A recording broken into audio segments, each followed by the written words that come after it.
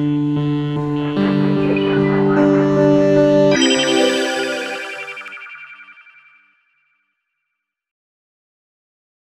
afternoon. Our next presentation, How to Avoid the Counterfeiting Trap in China. From SF Global Sourcing, please welcome Stephen Feinberg. Thank you. Good afternoon. I'm Steve Feinberg. I'm the president and CEO of SF Global Sourcing.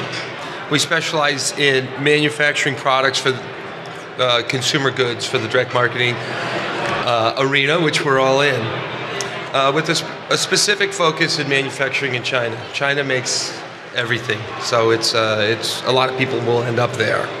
I'm going to speak briefly, 12 minutes, on how to avoid the unavoidable counterfeiting trap.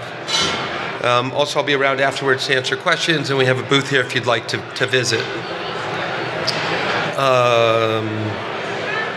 So how big is the problem? Well, it's an enormous problem. It's $600 billion worldwide, which is 5 to 7% of the world trade. And the Business Insider reports that 87% of those counterfeit goods are manufactured in China. So what gets counterfeited?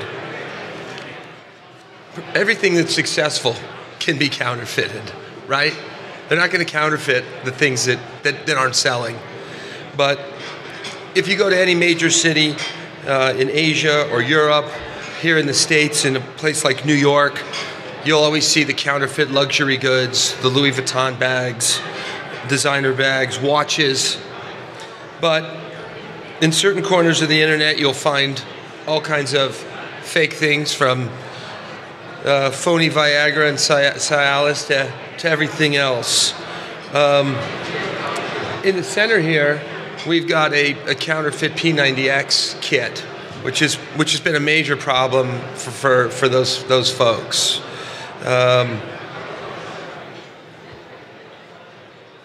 You know, I think it really is. If you're going to be successful, you will get counterfeited, and so you have to have that in your mindset going in.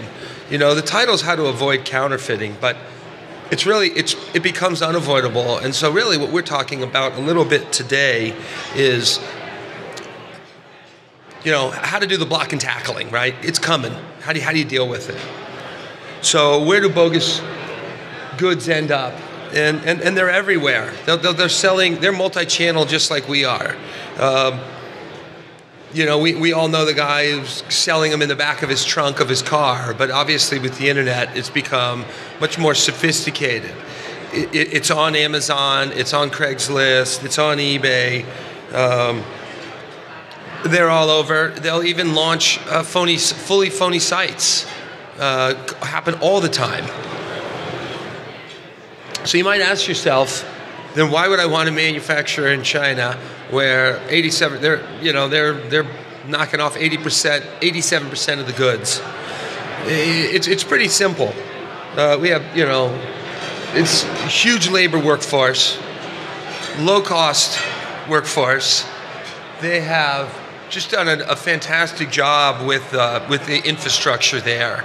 They've got freeways. They've got the biggest ports in the world.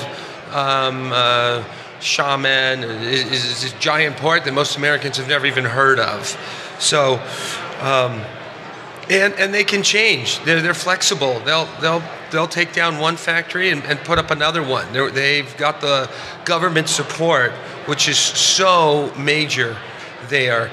You know, if the government sees an industry that's coming on, you know, they'll fund 10 companies, and the three, it's almost like China's got its own little venture capital going.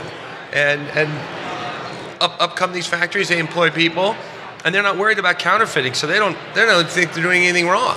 So it's totally government supported as well. But, oh yeah, you know, I skipped the last one. It's a good point. That is a hugely growing market, as we all know. And so to manufacture in country is always a good thing. So as China grows, you'd want to manufacture that product in China, and that's another growth area. So the question is, how does it happen? And it happens a lot of ways. I was just at lunch and actually was here late hearing about another way that it happened that was new to me. But one of the most basic ones is sort of the classic, selling them out the back door. The manufacturer's making 10 for you, he's making 2 extras, he's selling them to whomever is going to counterfeit or, knock you off. I definitely think that occurs. And I definitely think, part of it is how do you deal with those factories and what relationships do you have. But as we all know, all these products can be reverse engineered, and the factory down the street can do it just as well as the factory you've hired. You can do some stuff with watermarking and there's some of those tricks of trying to at least be able to know whether the product that you're seeing in the marketplace, in fact, as you go check, is counterfeit or not. And so you've got to try and put a few things in there that only are there. And in the digital world, you can do it. In the physical world, you can do it with watermarks and a few other methods. So, why? Underlying issue is greed. Everybody wants to make the money, and they want to make it off of your dime, and they want to make it cheaper. You've done all the research. You've done the market studies, and you've tested the product, and they're only going to knock off the successful ones. So it's not a bad business model, and it's a quick way to make money. The trick is choosing your partners wisely, and you have to work with people, trust them. You have to be there. You have to go. Another thing is I think what sometimes can push counterfeiting is a little bit of the Americans. I think we have a tendency to over-negotiate. It's a competitive market in China specifically, and if they can't imagine that you're not talking to 15 suppliers to start out about your product, so they know you're going to get to the price. So you get the price pretty fast. When the Americans, sometimes we want to keep negotiating, and what you end up doing is, you get a $10 item and you say I want it for $8, and they say okay, and you think you've done a great job, and they've now made the plastic thinner or they've made the material less expensive, and you're not creating a win-win. The guy's got to make a buck, and it's a competitive place. So the over-negotiating sort of sometimes he'll invest, and if you're successful, well, then he's selling out the back door, or he's going to share the molds with the guy down the street. So a little bit is I think we find they've got to make some money, so you're not forcing them to steal from you, right? It's a tricky thing. I know that sounds a little bit nuts to not over negotiate, but if you talk to enough people, you'll find the market price, what your product should cost. And if you somehow get something much better, there's an angle. And so be careful of stepping over that. You definitely you hear about having the boots on the ground, and it is pretty important, especially as you do reorders. What a factory will start to do is if they're squeezed so tight, maybe then they start cutting back on some of the raw goods and those materials. So it's important that you're over there and you have people there, you have third-party testing, and that will also help you know your product better, so you can watch for what's being counterfeited. And when you see those products come your way, you'll understand them better, because you can have independent testing groups do that for you. And you got to do the work. You got to go over there. You got to look around. You have to be your own. You have to be your own sleuth. A lot of this is about being proactive and not reactive. You have to understand as you go into this project, if it's successful, it will be counterfeited. So that changes your mindset. That when all of a sudden you get a customer who calls you up and says, the product doesn't work, and they send it back, and you've given them a credit, and it's not your product. It's not the one you made. Now you have a problem you have to deal with. So you have to. A big way to avoid it is to understand it's coming. Right? And what is it? What's the saying? A ounce of prevention. I think that works. Another thing that is, it's expensive. It's not cheap, but aggressively protect your IP. You want to have patents in China. There's a couple there's a Madrid international one, but it's not just look, this country, we protect IP, but everybody's doing their patents just in the US. These other countries, India and China, they don't care. They don't think that they don't care. So you've got to go there and at least try and protect yourself. You have no legal recourse if you haven't filed in those countries. So aggressively and proactively protecting your IP is expensive, but it's important. And you can grow into it. You might want to quietly test here. If you think you have something, you might want to slow down a little bit and go get your IP properly patented and protected before you roll it out in a big way, because they're not going to counterfeit you unless you're a big success. So you do have a moment of time.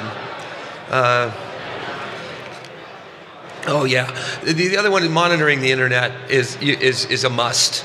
It's just an absolute must to protect your counterfeit and your IP, and you have to build that in to your business model from the outset.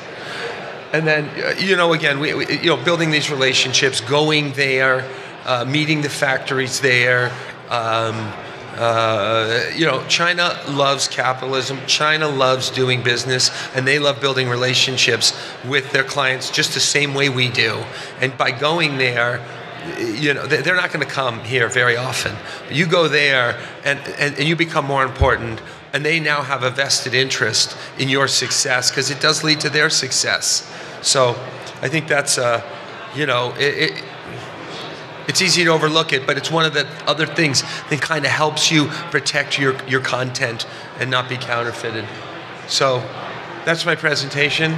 I think we're moving pretty fast. We're at booth 921 if you want to come by and ask any questions. I don't think we have questions now. Oh, okay. Yeah.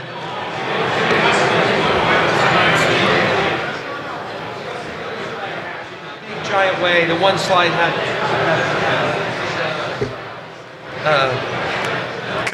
Customs does try and catch it, and they do stop a lot of it.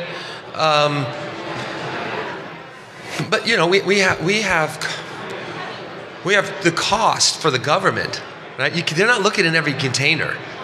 An answer I should know that I don't, but I live in San Francisco and I see the containers go by filled. They got to have 500 containers on a boat, right? They can't check inside every one. They just can't. So stuff comes through, and the counterfeiters, they're going to lose one. It's okay, right? They have no marketing expense, huh? They have no development costs. They have no R&D, right? So their business model is different. They can lose a shipment, right? And they don't even have to hold up the quality standards, because when you go to Yelp and complain, then it's not even going to hurt them. But you can get in touch with customs. You can be proactive about reaching out about your product, having customs know what it is, letting them know what makes it unique. They're definitely open to that if you feel that you have a counterfeit problem. Thanks.